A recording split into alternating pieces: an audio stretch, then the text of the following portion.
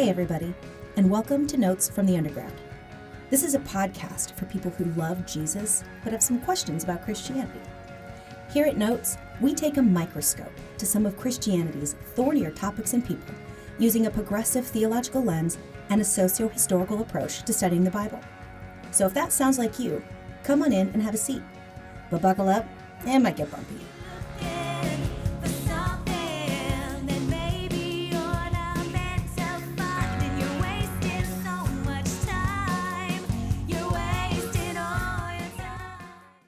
Welcome back to the Burrows of Berea. I am Rick Welch, and behind the glass is Rocket Man Andy Bishop. And to my right, Tiziana Severse. The mom. She moms so hard. Yeah, Tiziana, the mom Severse. My tagline is go make your bed. Severse, is the root severe? Like she's a severe mom. Yeah. No. Stern but fair. That's how my friend right. TJ used to say. Stern but fair. That's right. Well, as we left our last episode, we did a really deep dive into the background of the land, the culture, who the Philistines were. One thing that we didn't get into was Dagon, the god of the Philistines, which we're going to get into, I think, maybe in this part 2, maybe part 3. I don't know. This is probably going to be a 5 or 6 part series. It's pretty deep. Mm-hmm. I want to give this much time into Samson and Delilah, or Samson and Delilah, as they say in their language. It's not as cut and dry as you think it is. It's not just, yeah, man, he was strong and cut his hair and then he couldn't lift nothing no more. And that's what is that woman. She was a whore and she did that to him. It's so simple. It's not that simple. And before you start pointing fingers at Delilah or the wife of Samson, like before you get into that, you got to understand their culture and where they're coming from and what they're faced with and what they're trying to accomplish in their own life. And they are not Israelites. They don't have that same connection to God that Samson does. So they're, before you, push them down and say, oh, they're just bad. There's more to these women than you think, and it's not just they're evil. It was the Israelites that did evil in the sight of the Lord to start with, right? Your ignorant redneck voice cracks me up. I don't know why. And it's unfair because I know plenty of smart people who speak that way. Oh, it's but nothing every against time them. you do No. it just cracks me I up. love Southern people. We always, I love Larry the Cable Guy. I just like to He's not Southern. He's from Michigan. I think he's actually from Kansas. No, Kansas? No. I looked him up. Michigan. I looked him up. Okay. Yeah, look him up. Look him up. Andy's going to What's Google his it name? right Dan now. what? No, just look up Larry the Cable Guy in Dan Wikipedia. Whitney. Dan, yeah, something like that. Anyway. I think he's from Nebraska or from That ain't Kansas. the South, sir. That's the Midwest. I like when he says, I went, he said, I got me some of them edible eating britches.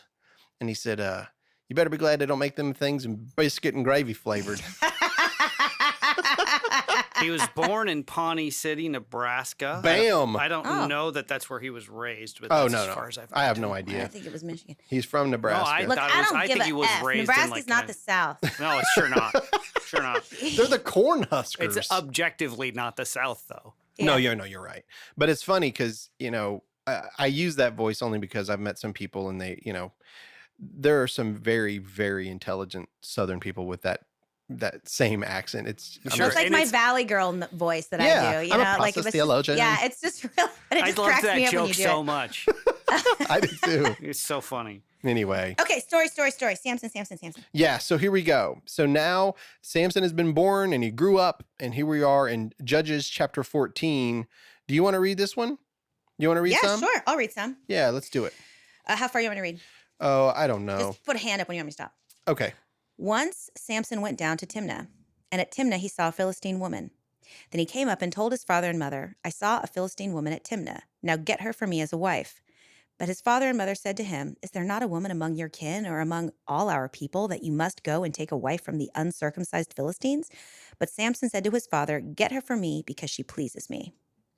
His father and mother did not know that this was from the Lord, for he was seeking a pretext to act against the Philistines.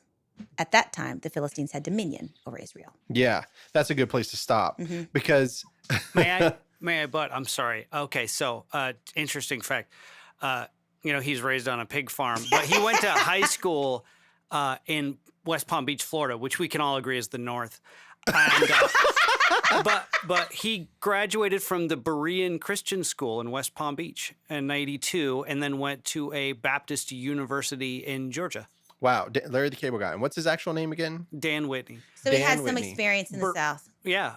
Well, yeah, college. The south of the north. Yeah. The north Yeah. of the south. West Palm Beach. Well, I mean, we he can all agree went is to the North. college. He went to a Bible school In for Georgia. college in Georgia, which is pretty.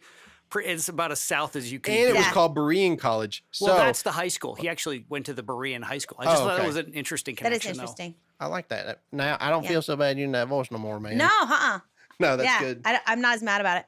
Well, speaking of Southern, whenever you want a woman, you just tell your parents, go get her. Get her done. Somebody come get her. She's acting like a Philistine.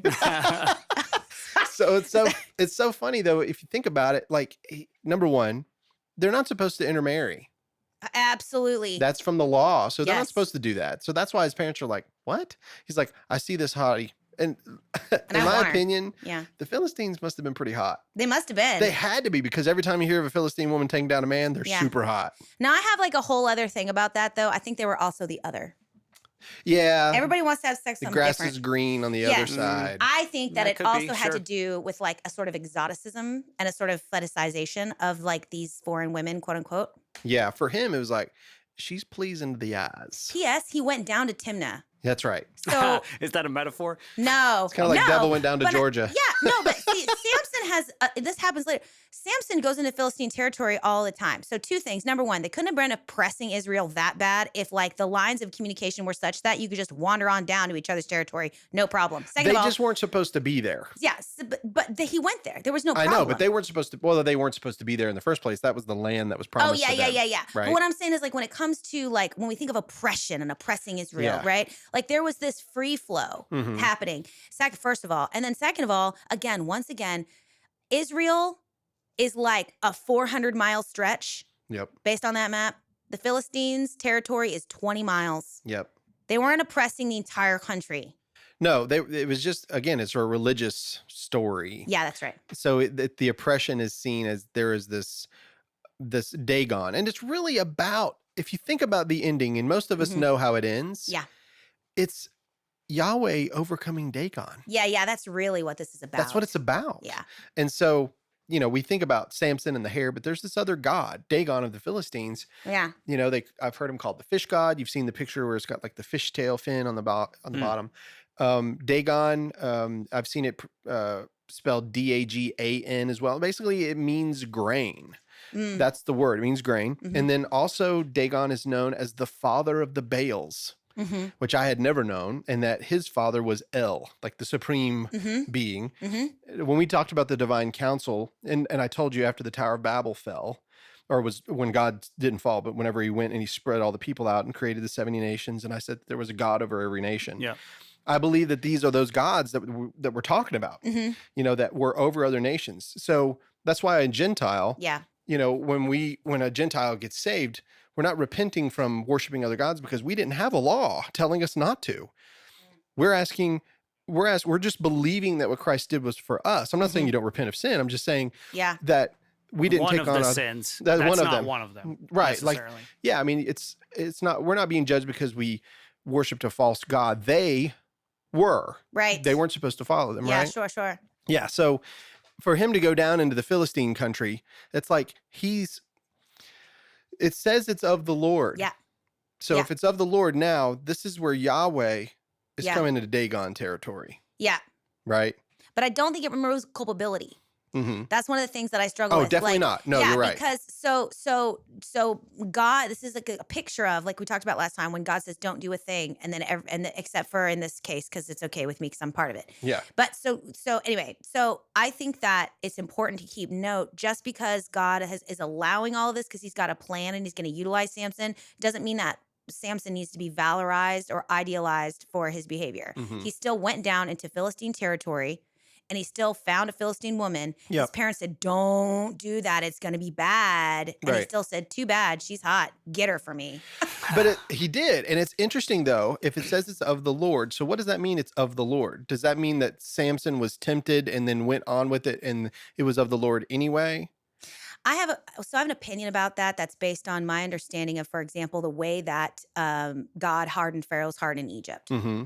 So different scholars have debated this over the years because are human beings puppets or are we not puppets? Right. Like, how does that work? Mm-hmm. And so one of the scholarly articles that I read in school and one that resonates with me is that Pharaoh was not a puppet, but God saw Pharaoh's heart and saw what Pharaoh's intentions already were anyways. Mm-hmm. And so God found a way to go ahead and like give him what he wanted anyways. Yeah. So that was Pharaoh's heart was going to be what Pharaoh's heart was. And so God just didn't attempt to change his mind. Right. God said, okay, this is what you want to I do. can This see is where that. you're going to go. I'm going to follow suit. I And can I'm going see to that. follow your guiding on this. Yeah. Is that what And- you believe?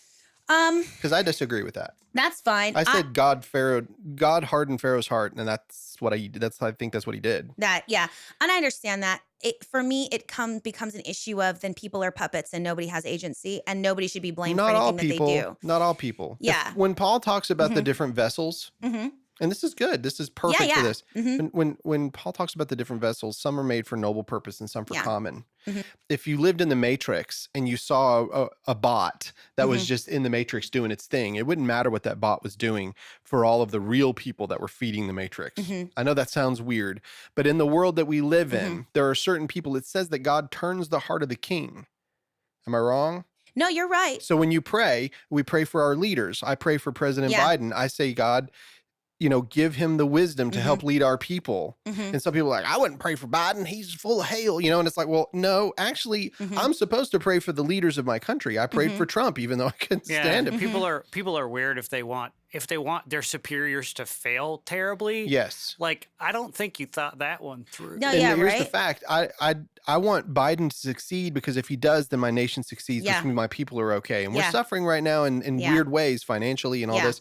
And I'm asking God, give him the wisdom to do it. Will God turn his heart and make him see things? I believe so. Give him the magic Yeah. magic wand. I Please. believe that it turns more. So for me, it turns more into every human being has a spark of the divine in them. Every created thing has a spark of the divine in it, Mhm. right? Whether it's a vessel for destruction or whether it's a vessel for whatever, it has Right. a spark of the divine in it. But that spark of divine is trapped in a body of flesh that has a Mhm. mind, that has urges, that has a primal nature, and that Yup. has trauma. Yeah. And so I believe that when we pray for people, we are praying for the strengthening of that spark of divine that already exists in them, Mhm. so that when God comes, that when God says, "Okay, fine, I heard your cry, I will go speak to this person," but they still have to listen. He who has ears to hear, let him listen, let him hear. Not everyone has ears to hear because Everybody's got ears, but not everyone everybody has has ears to hear. but not That's has ears to hear because everyone has that spark of divine in them, but not everybody is working to make that spark of the divine in them live in alignment with their temple. Mm-hmm. And so I God hardened Pharaoh's heart. I understand that that's what it says, but I'm taking it within the context of the language that they had at the time. Mm-hmm. And the fact that the story is coming from the Israelite perspective specifically.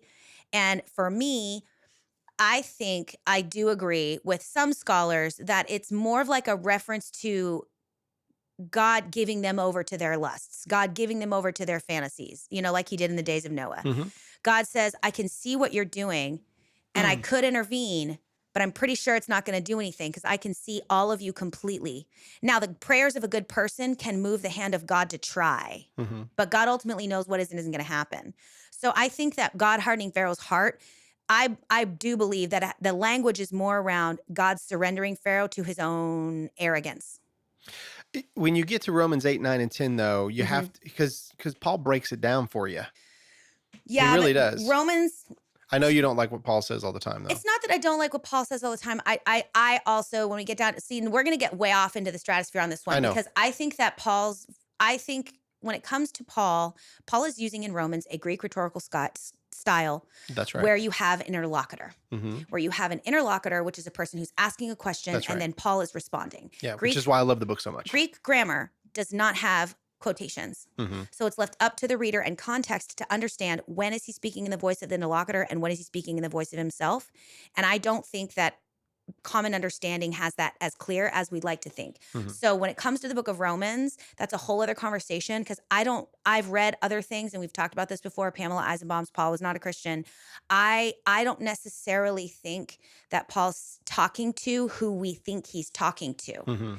And I don't always think that when Paul's speaking in the voice of the interlocutor, who's theoretically just asking Paul questions, giving Paul rhetorical arguments that Paul can talk against it, I don't think we have all those correct.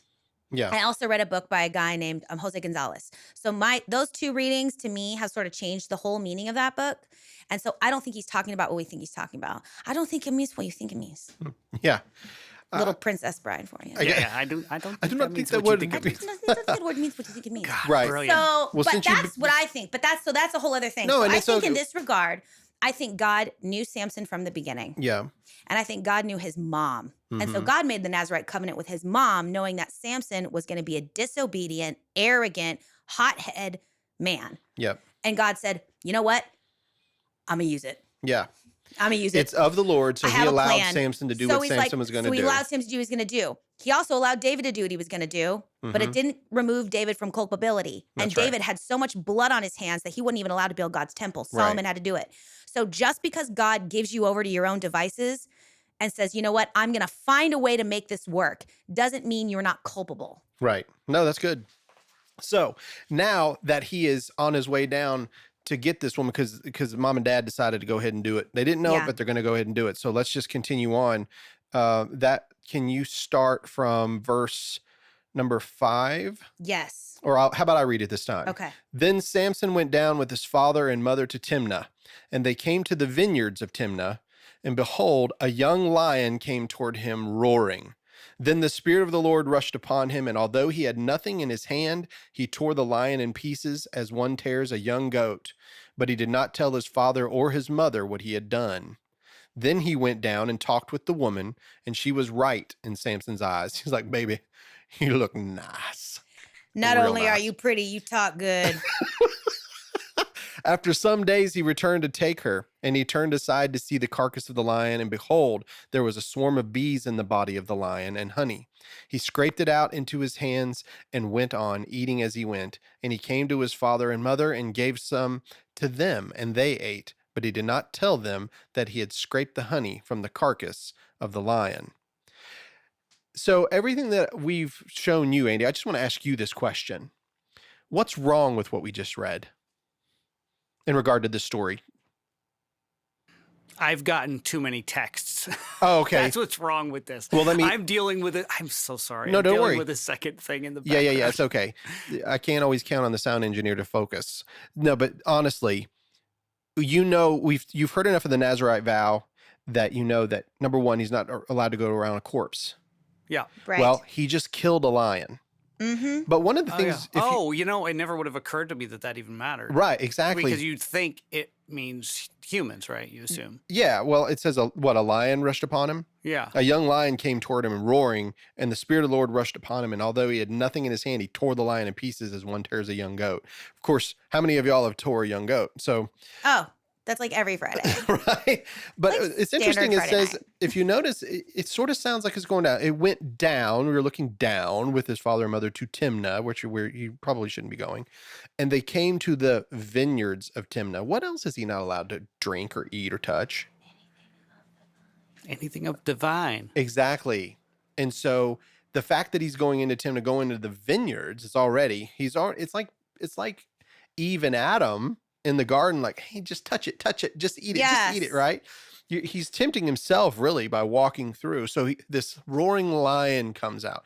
When I think lion, I think about Satan, the adversary, the roaring lion that's coming to stop him. The lion that seeks to devour, Mm-hmm. because that's what that lion came to do. But I think of the Samson- Lion of Judah. Do you? Mm-hmm. Well, I can go there too, the Lion of Judah, but it says that, Peter talks about the lion, that Satan goes about like a roaring lion seeking to devour. Yeah. I think that as Samson's going down to get Mhm. this Philistine woman to marry outside of his people, and then God's allowing him to go down there to have a moment with the Philistines, is what Mhm. he's doing. He's Mhm. creating this moment for it. Then this lion comes to kill him and he tears it apart. But it's interesting because he tears it apart, he kills it. He doesn't tell his mom and dad what's up, Which is weird. which is weird. The reason why is because he's killed. Hey, Dad, I fought a lion. Guess what I did today, Dad? Do you think that his mom told him what a Nazirite vow was? I am certain she did. You betcha. Yep. So 'Cause he she didn't want did to it. tell his parents. Because they were going to shave his head. Yeah, make him start over. And then he was going to he's going to look like a laughingstock. That's right. And so now he's destroyed this lion. So then he goes on. Well, then he comes back and he reaches his hand into the carcass to get this honey to eat it. Because some bees had built a nest, and these honeybees were inside this dead lion. Well, and also it's important to note time frames. Mm-hmm. It says sometime later he went back to whatever, So these marriage contracts could take up to like a year. Yeah. And so by the time he comes back, the lion is just bones. Just carcass. Yeah, it's not like it's still a bloody, meaty Right. thing. Like it's gone. And it's just like, Yeah, But it's I was still a wondering dead about that. thing. I was like, that's wild. It's still a dead thing. Yeah, but Yeah, it's still a dead thing. That's right. Exactly. Yeah. But I think it's important. Like, there's been a space of time. I just think, like, just for the visual, it's not like it's like a bloody guts. You know what I mean? Like, it was bones. No, that's that they good built the because thing in. that had my brain like, Yeah. Gross. And so,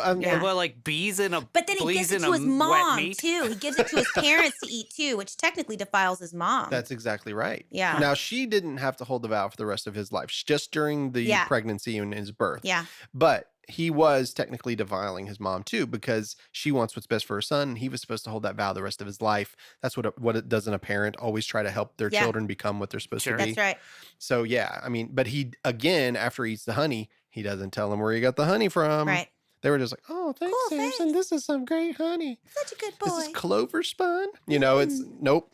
Got it from a dead lion, It's dead mate, honey. But I like how you put the time. Yeah. Because it's important to understand that when we read it, a lot of times things seem so quick, but it's Yeah. not, man. It could have been No. it could have been 2 years for all you know, but most likely it was enough time where the carcass was there. The bees had time. I don't even know what time of year this was when he killed the lion. The vineyard, so obviously it's in the spring, summertime.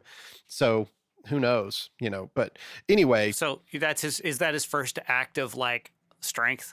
that is the first time that you hear about his strength. Yeah, this is the first act. And so he gets that lion and tears it apart, and then he eats of the honey. So he's broken his Nazirite vow. All right. So when you get to verse 10, it says, his father went down to the woman, and Samson prepared a feast there, for so the young men used to do. And I guess whenever Judges was written, they were no longer doing that anymore. Because just think about the author and put yourself in context. He's like, for so the young men used to do that. Like they used to prepare a feast. We don't do that anymore. We ain't got time for that. It's kind of sounds like us, right? It's just, it sounds metaphorical and worthwhile to me that he reaps honey from that exchange. Does that make like Honey is usually signifies wisdom. It is metaphorical metaphor. than Yeah. The sweetness of temptation, uh, the sweetness overdid his faithfulness towards God. but it's also, I mean, but honey's sweet, but it's also a reward. Yeah. You know what I mean? And Like it that's a signifies treat. knowledge in Hebrew culture too. Like, Does it? like one of the words, he eats Okay, the that's cool. words of the scroll and they taste like honey. Yep. And that's also a note from my NRSV. Sorry to back that- us up. No, it's fine. This is a Honey was fascinating regarded- little yeah, tiny thing. Honey was regarded as having the potential to enlighten and to give courage. So it also is Yeah, that. But that's I like something- that read a lot too. It's like this example of like the temptation of the thing that is sweet that you want, but there's a certain level of courage required. So I think this is just yet another example of God knowing Samson and who he already is and what his traits already are and finding some way to like work it out because it was the plan that he had against the Philistine gods. He was going to use Samson's natural inborn traits for his own purposes, just like he Right. was going to use Pharaoh's natural inborn traits for his own purposes. Casting, baby. And something you're going to start hearing a lot of as we get, through these is you're going to start hearing, and the Spirit of the Lord comes upon him. Yeah. Like that moment whenever the roaring lion was coming. So he was in the vineyards. I think he shouldn't have been there. I don't think so either. And so the roaring lion comes, but it's the Spirit of the Lord that allows him to overcome that enemy. yeah. But even though he overcomes the enemy, he still goes down, does what he does with this woman. And then when he comes back, that sweetness of that temptation, like victory is mine. It's an example of how Samson is unable to put aside his own desires and do what's right. Right. And that is a common theme for Samson. Yep. We're going to keep seeing It that. most certainly is. Absolutely. So do you mind reading some? No, I don't mind Hey, reading man, at all. You care if you read? Because I love this next part. So let's start with verse 10. And that's Yeah. where we were just a second ago. His father went down to the woman, and Samson made a feast there as the young men were accustomed to do. When the people saw him, they brought 30 companions to be with him. Samson said to them, "Let me now put a riddle to you. If you can explain it to me within the 7 days of the feast and find it out, then I will give you 30 linen garments and 30 festival garments. But if you 60 in total. But if you cannot explain it to me, then you shall give me 30 linen garments and 30 festal garments." So they said to him, "Ask your riddle, let us hear it." And he said to them, "Out of the eater came something to eat. Out of the strong came something sweet. But for 3 days they could not explain the riddle. On the 4th day, they said to Samson's wife, 'Coax your husband to explain the riddle to us, or we will burn you and your father's house with fire.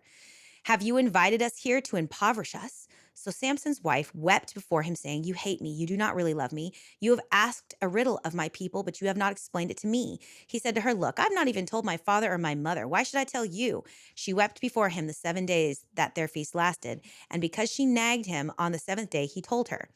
Then she explained the riddle to her people. The men of the town said to him on the 7th day before the sun went down." Will you stop right there? Yeah. Andy, so the riddle. This is the riddle, okay? Yeah, so yeah, it was real short. It felt says, like an unfinished sentence. "Out of the eater came something to eat. Out of the strong came something sweet." Uh-huh. Based on what you've just heard that this man did, what do you think he's talking about?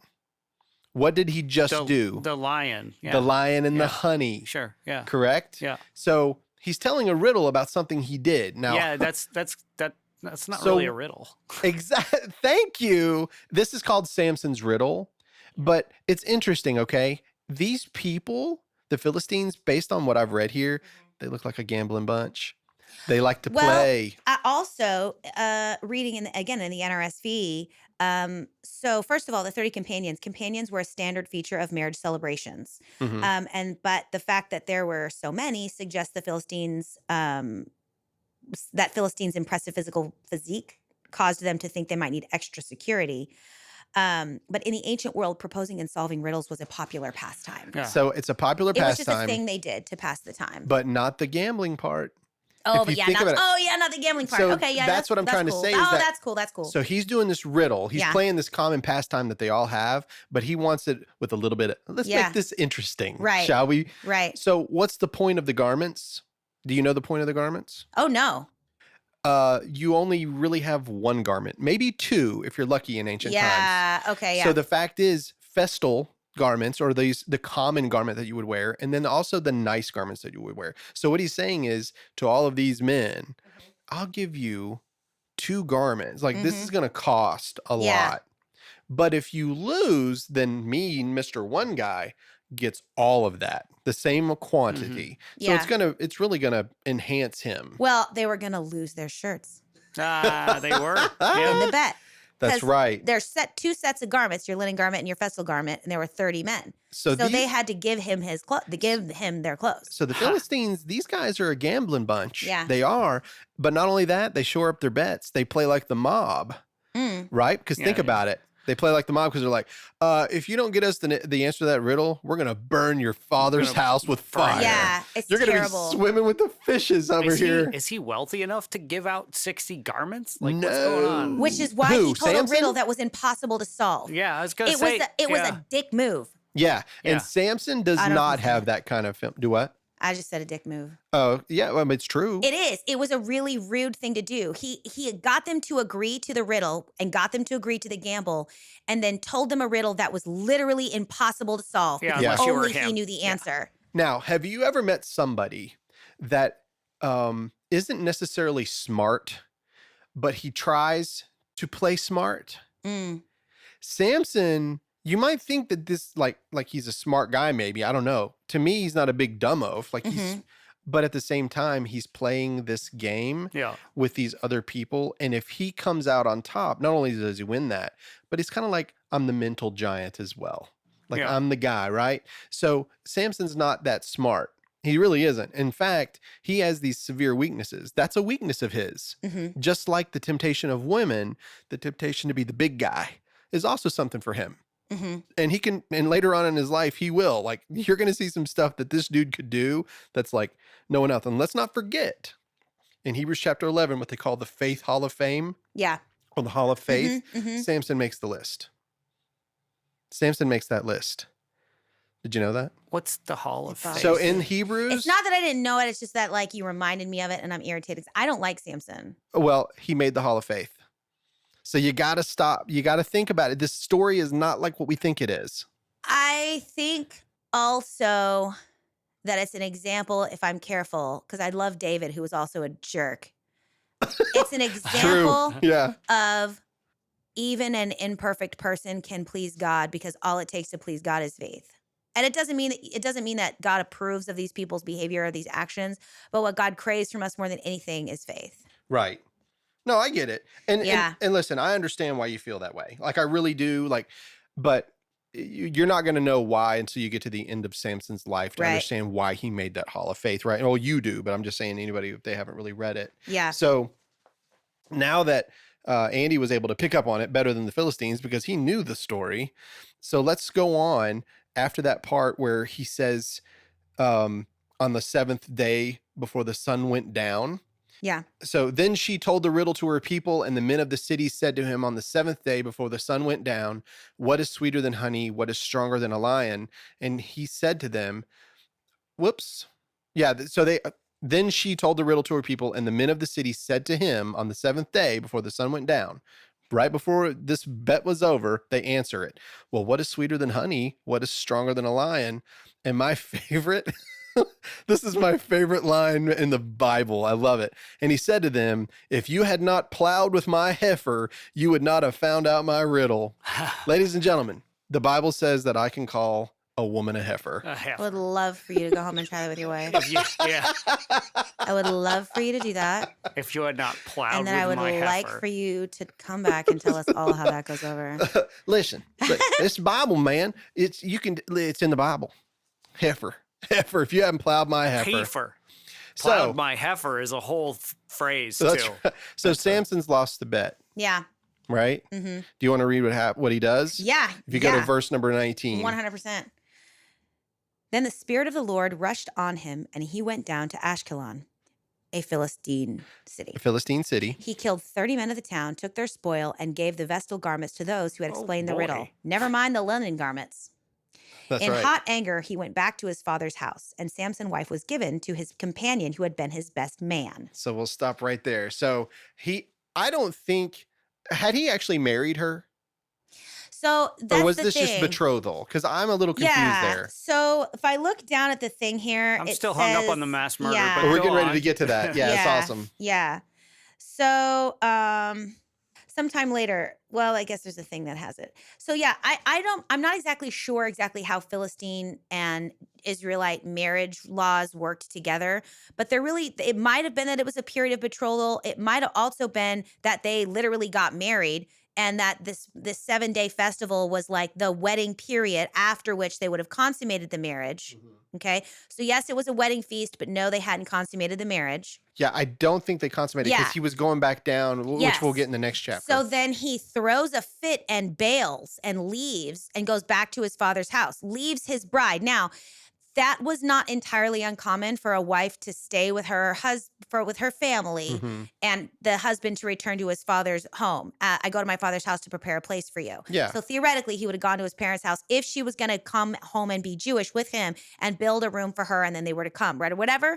But that's just- not. He you just just bailed. nailed it. But you nailed it to me. Oh yeah, You Mhm. nailed it because that's why I think they're betrothed. yeah. I think that in order for the bridegroom to come back to get his Yeah. bride, he left under really bad circumstances. He Yeah. went down and killed a bunch of people and brought their stuff But back. now there's already been a wedding feast, so someone should have married her at the end of those 7 days because now she's already gone through this thing, so That's she right. can't start over. Mhm. And so they're like, oh no, like what are we gonna do? So her father, in order to protect her honor, in order to protect her name, in order to protect his family, is just like, okay, and Give her to the says, best give her to man. the best man. So now he probably consummated the marriage, finished the marriage ceremony, That's right. and became, her husband. Wow. Yeah, which is going to happen when you get to the next. Yeah.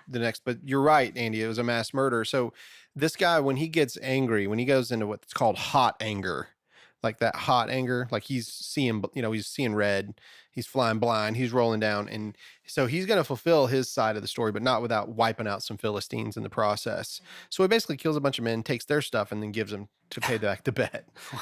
You goes know? into their territory to marry one of their women, murders a bunch of them after doing a total jerk move by giving them a riddle they can't possibly solve, and then bails. But I do think it's really important to note that she and her dad had nothing to do with any of this. Mm-hmm. They were just people living That's their right. happy little lives.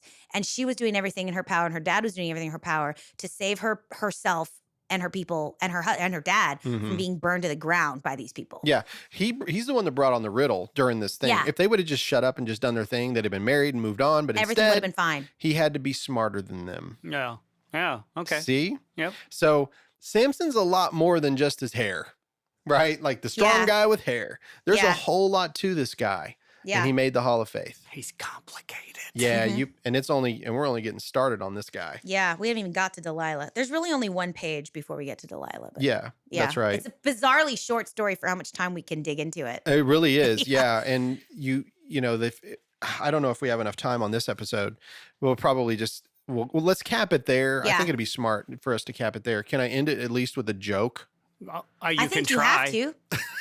I think it's required. It is. I try. Yeah.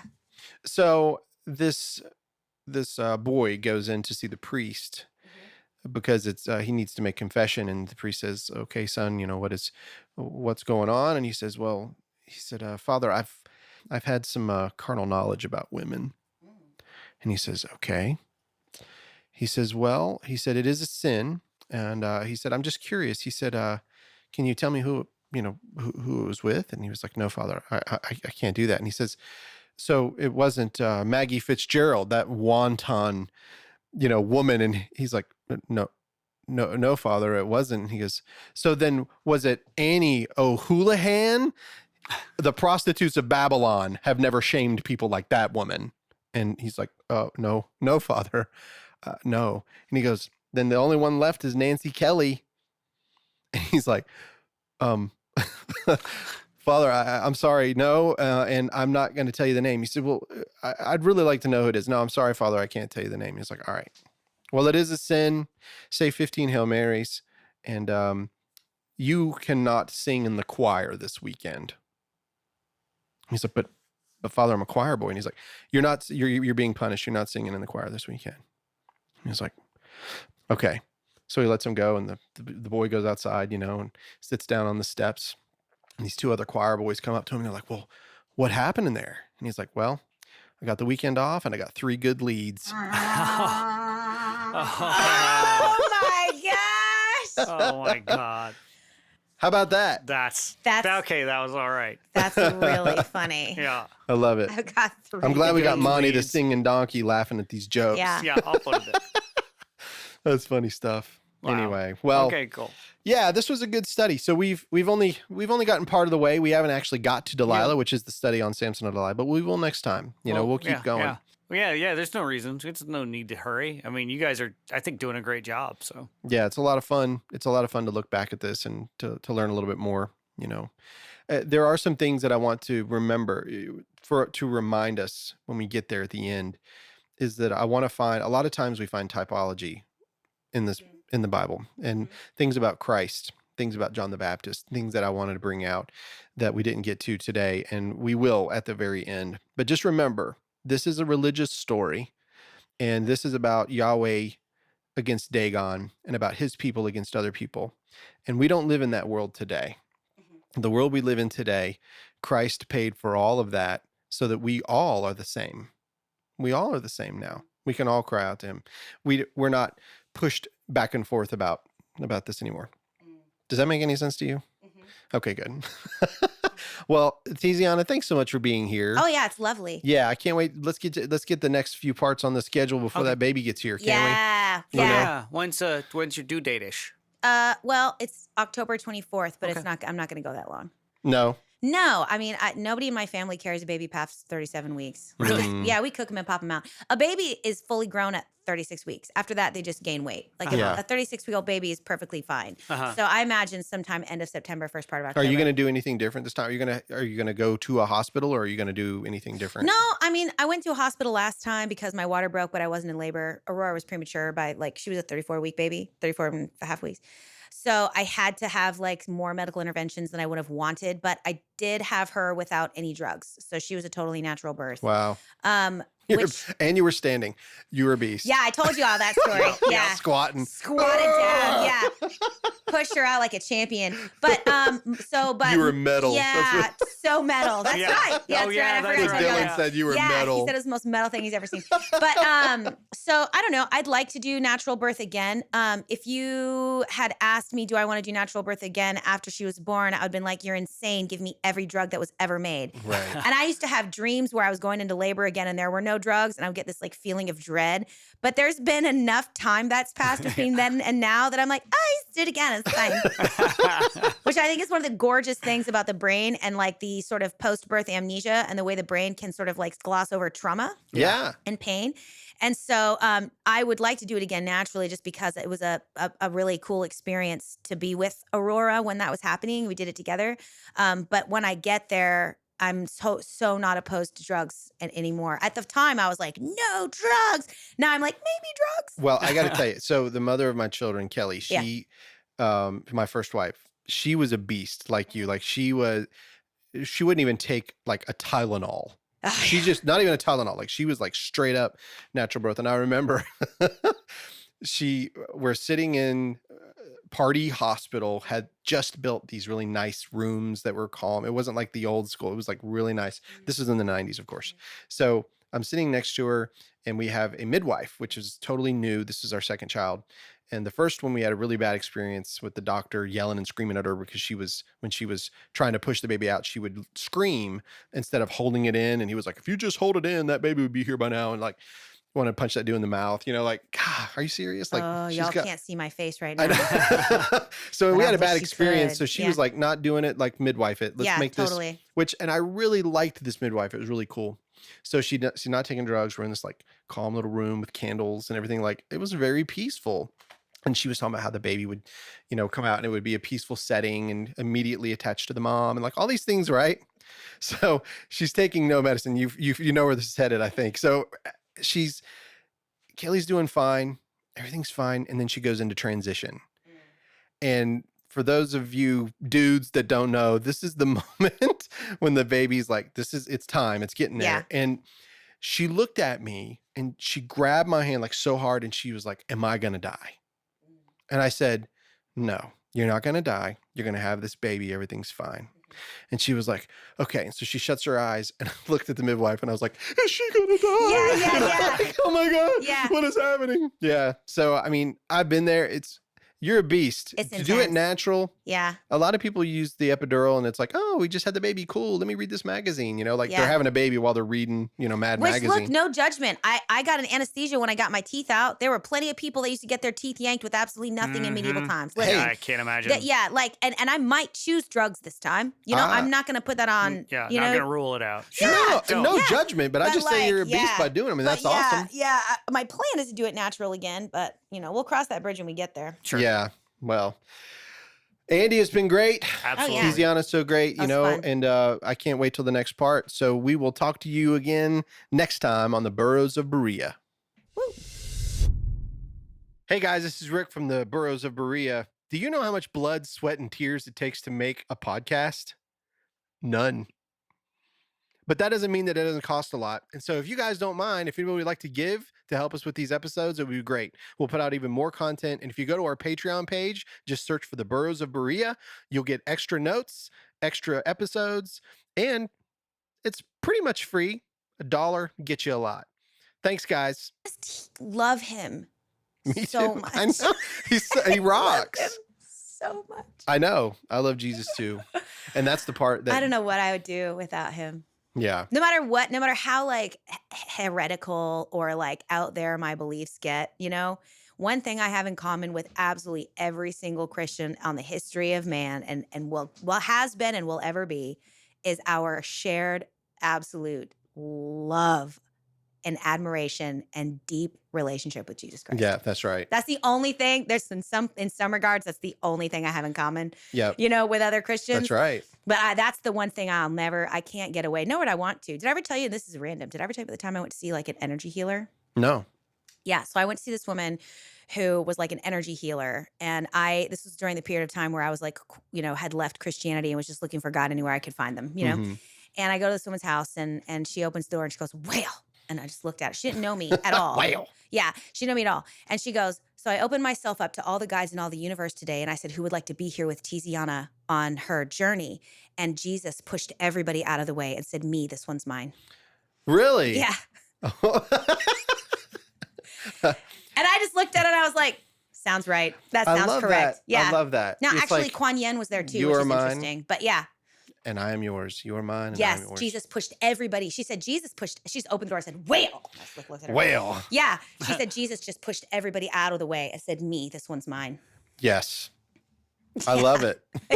Yeah. And that was actually where, anyway, well, there's a whole other thing there, but whatever. Yeah. As we're surrounded by such a great crowd of witnesses. Yeah, you were talking about that once before. I have different people that I think participate in my journey. Different angels, different guides. Jesus is, of course, Lord of all, but he's got a team that works with me. Yeah. And Mary Magdalene is one of them. And she showed up at that appointment and told me why she had been with me for as long as she'd been with me. Really? Mm-hmm. I've never had an experience like that. Well, I've had these moments when I'm reading the scripture when it's like a flood. Mm-hmm. Have you had those? Like it's where like all the words, like you would think they're too jumbled, but in fact you're just absorbing them almost like osmosis. You're not. It's not like the Bible on your hand. It's just like all the words you've studied all your life, and then you get something, and it's like the Spirit just goes. It's like a rush, and then suddenly you get something you never saw before. Yeah. Like I love that. That's what I've experienced. I have a very uniquely, I mean, like I'm a woman. And so I have a very unique experience in that I navigate in a woman's body and suffer the things that are socially and culturally suffered by Sure. embodied women. Now, trans women have their own sufferings as well. I'm not going to sit here and say that trans women don't have any suffering. And historically, there are some really unique sufferings that happen to womb-bearing bodies. Yeah. Can I Whether say they're to men or trans men and trans women Yeah. out there, Jesus died for you. Yeah. And also, can I just say there's nothing wrong with you and you're perfect the way that you are? Jesus died for you. Yeah, Well, I can't say that about them. I do. No. Well, you talk about I'm talking about their identities no one is and their perfect. bodies. No one is perfect, but Christ alone. Okay. Yeah, yeah. I Sorry. think the reasoning That's like is saying Your literally bodies a million. are made the way your bodies are made, and it's okay. There's nothing wrong with God, the way God made your body. God is able. God is Yeah. able to Yeah. do abundantly above what we even think. Yeah. We know But that. so there's been periods of time where I've been really down and I've needed a comfort. And there has been like this very distinctly feminine energy that comforted me. And several times I remember I was like, who are you? And I never got a clear name. And it was at that experience where Jesus pushed everybody out of the way and said, I'm yours and you're mine. This one's mine. That Mary Magdalene showed up and she was like, Mary Magdalene's here. And Mary Magdalene was like, all of those times it was me. It was me. Huh. Yeah. Really?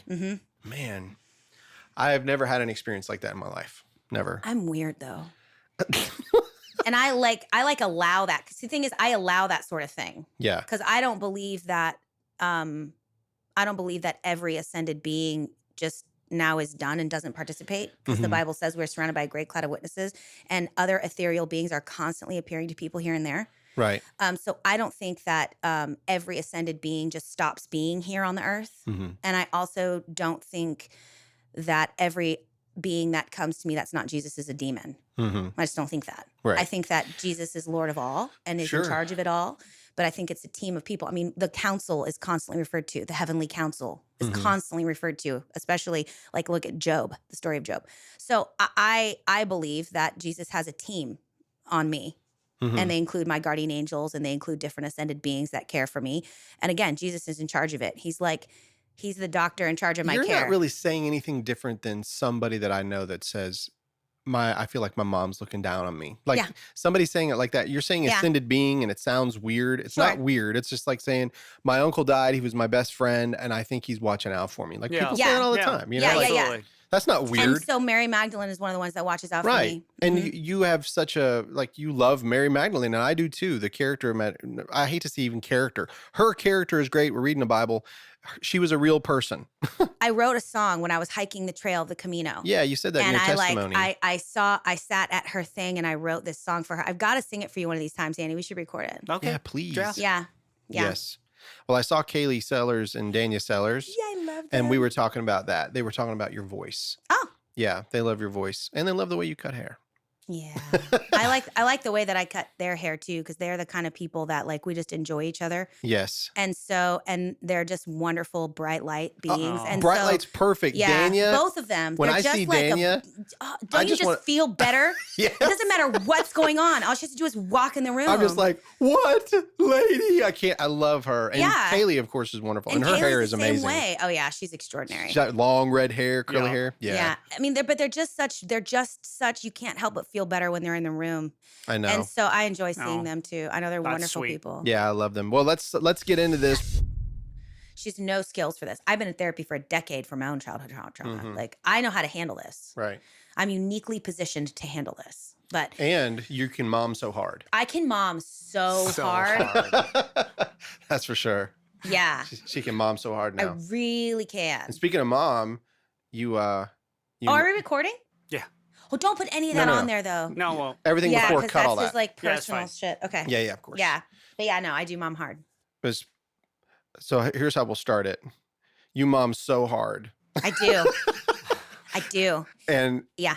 you just told us that you now know the sex of the child. Yes. So last time I was here, Yep. I was on my way. I had to leave. I had a hard out at 12 because Dylan and I had to go get a marriage certificate because we were getting married the following week. Well, I had to I have like Little 1,000 business. ultrasounds this pregnancy because I'm old. I don't know if I said that before, but they're like, How you're old? old. Yeah. How old? I'm older than you. I went Much to older. elementary school with Moses. No, I When I just- was a kid, the Dead Sea was just sick. yeah.